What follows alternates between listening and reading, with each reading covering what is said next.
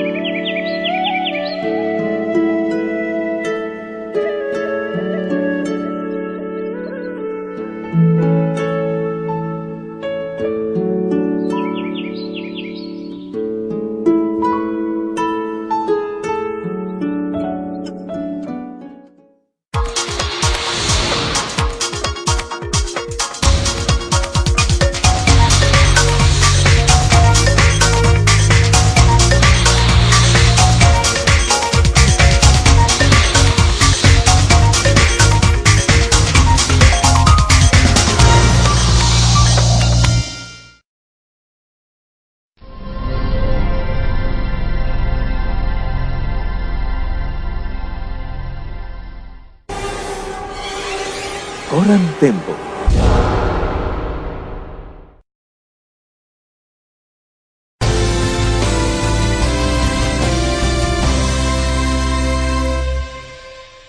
Anda masih bersama program Uang Kita Tempo TV.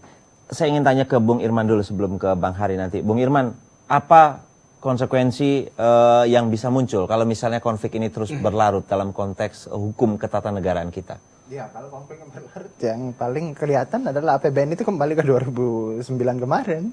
Dan itu dahsyat implikasinya seperti itu. Karena harus disetujui oleh dua lembaga ini. Nah, disinilah, dan itu penting sekali APBN itu. Nggak jalan Republik ini kalau tidak ada APBN yang baru. Disitulah kita merencanakan ekonomi kita. Iya, semua di situ. Esensi dari semua kehidupan kan harus pakai duit kan, kayak seperti itu.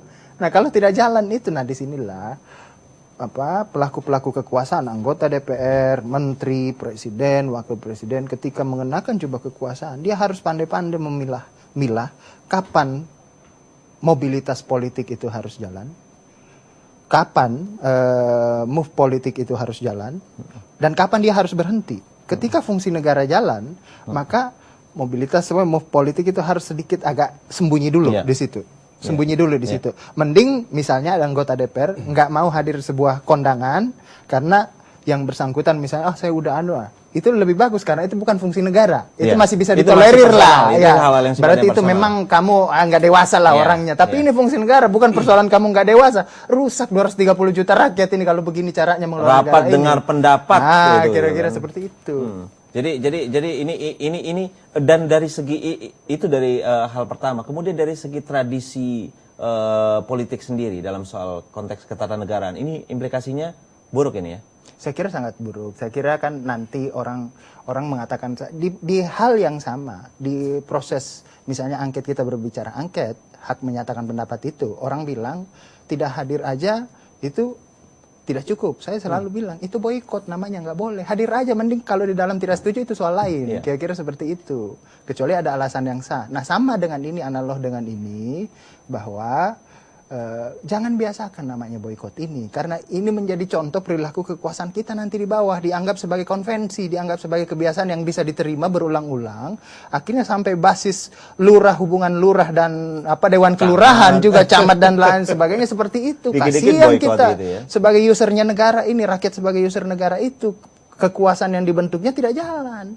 Karena sangat sangat tidak beradab mengelola negara ini, kira-kira seperti itu. Nah, Bang Hari, secara ekonomi ya, konsekuensi yang muncul kalau misalnya konflik ini terus berlarut itu apa, Bang? Memang indikator ekonominya sekarang relatif sudah berubah.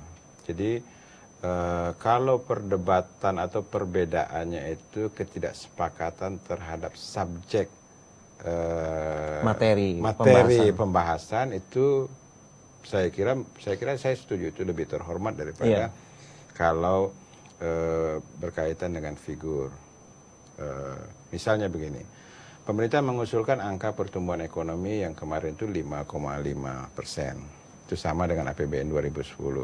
Saya termasuk yang mengatakan tidak bisa 5,5%, mesti 6%. Apalagi beberapa lembaga internasional seperti IMF, Bank Indonesia juga menyebut angka itu.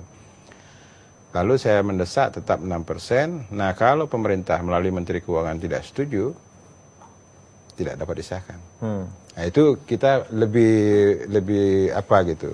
Terhormat itu ya. Akhirnya kompromi kan terjadi. Pemerintah naik angkanya, saya turunkan angkanya. Kita ketemu di angka 5,8% ketemu. Kalau itu perdebatannya, kalau pemerintah ngotot tetap di 5,5%, kami di Badan Anggaran 6%, maka tidak ketemu. Artinya APBN pun tidak dapat kita sahkan. Siapa yang patut kita salahkan? Pemerintah atau DPR? Gitu kan. Nah, kalau tadi disebut korbannya 230 juta rakyat, ya siapa yang salah di sini? DPR ngotot pada angka ini, pemerintah ngotot pada angka ini. Kalau tidak kompromi, itu pernah terjadi di Amerika. Ketika kongresnya sama presidennya tidak ketemu, sampai 1 minggu waktu itu tidak tergaji itu pegawai mereka. Kedutaan besar Amerika kan pernah tutup di sini karena APBN mereka tidak disahkan. Bedanya memang kalau di sistem parlementer itu kalau sudah dia putuskan di parlemen, maka menteri tersebut harus mundur dan harus dimundurkan. Nah itu. Kita memakai sistem presidensial. Jadi presiden tetap punya hak dan DPR tidak bisa menjatuhkan presiden karena menolak keputusan DPR. Karena itu ada mekanisme kan, hak menyatakan pendapat, kemudian sampai pada sidang paripurna MPR seperti itu. Nah ini proses ini belum dilalui. Nah ini menurut saya tetap saja walaupun ini gaya.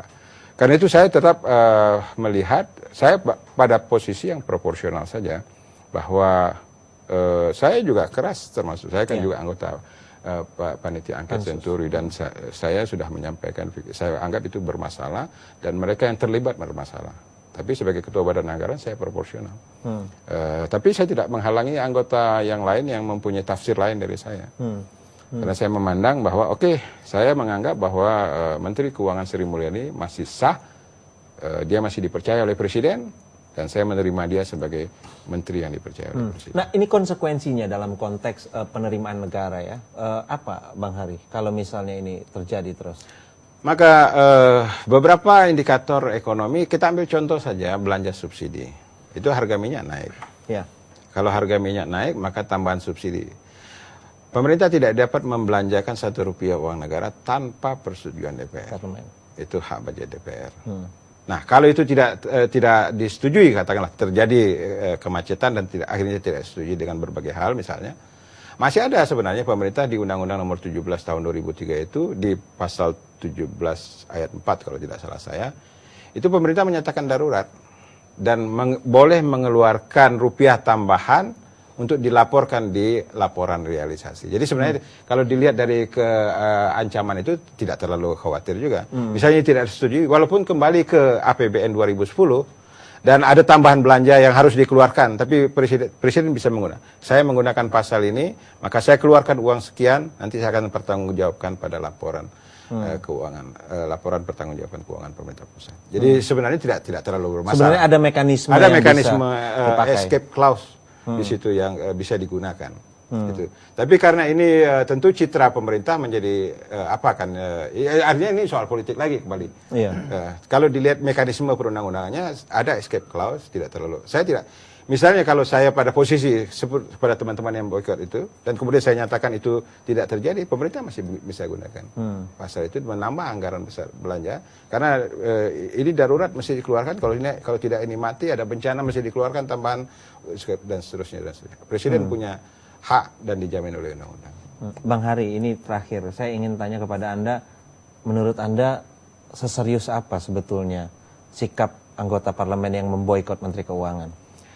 Saya kira akan terlihat nanti sampai sejauh mana hak menyatakan pendapat itu apakah sebanding dengan ketika mengusulkan panitia angket Senturi. Jadi atau sebagian anggota DPR saya melihat adalah oh ini sudah selesai keputusan politiknya di DPR, silakan ranah hukum yang bekerja. Sebagian dari DPR, ranah hukum tidak bekerja seperti kehendak Maksimal. keputusan DPR. Karena itu perlu ada dorongan baru. Politik. Nah, itu kan soal Dinamikanya, dinamikanya saya kira. Oke, terakhir Bang Irman, closing statement. Saya kira ini perilaku namanya boykot itu tidak boleh dibawa dalam proses bernegara ya. Apapun alasannya itu nggak bisa dibawa. Mekanisme semua sudah ada dan harus jangan mengelola negara ini jangan jangan cepat putus asa untuk berpikir menjalankan sebuah tujuan dari situ sehingga capek mending begini boykot aja. Dikit-dikit itu kan boykot malas gitu ya. namanya mengelola negara itu. Kurang cerdas mengelola negara ini seperti pada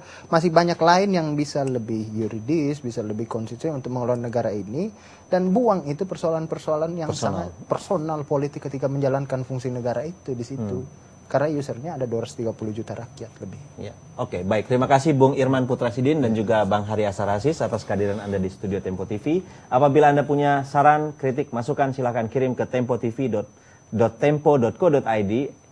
Saya Andi Budiman, mewakili tim yang bertugas mengucapkan terima kasih. Sampai jumpa. Salam.